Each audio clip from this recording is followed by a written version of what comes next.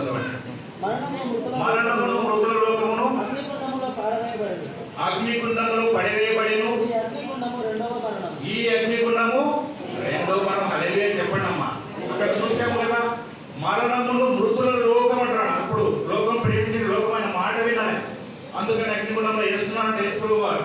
ఇక్కడ అంటాడు యోహాను అనే ఒక ప్రవక్త సేవకుడు ఆత్మవశుడై మాట్లాడుతున్నారు. మరణము అంటే చావు కూడా శిక్ష ఉంది. మరణం అంటే చావే కదా, చావు కూడా శిక్ష ఉంది.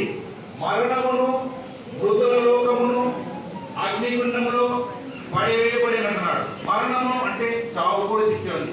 మృతుల లోకం అంటే దీన్ని అర్థం చేసుకోవాలి. అంటే యేసు ప్రభువును నమ్మకోకుండా చనిపోయిన వారు, యేసు ప్రభువును నమ్మకూడా చనిపోయిన వారు.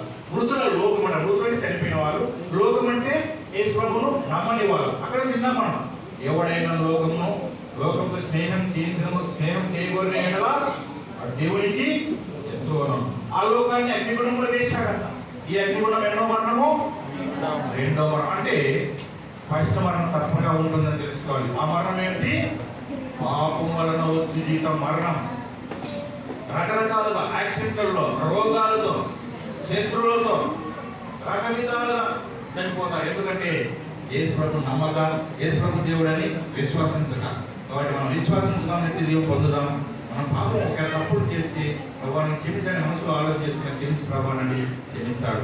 ఈ వాక్యం మీ అందరి హృదయంలో ముక్కరైపోయింది. మనందరినీ దేవుడు రాజ్యం చేర్చుకోవాలని మన దేవుడు ప్రార్థిస్తున్నాం.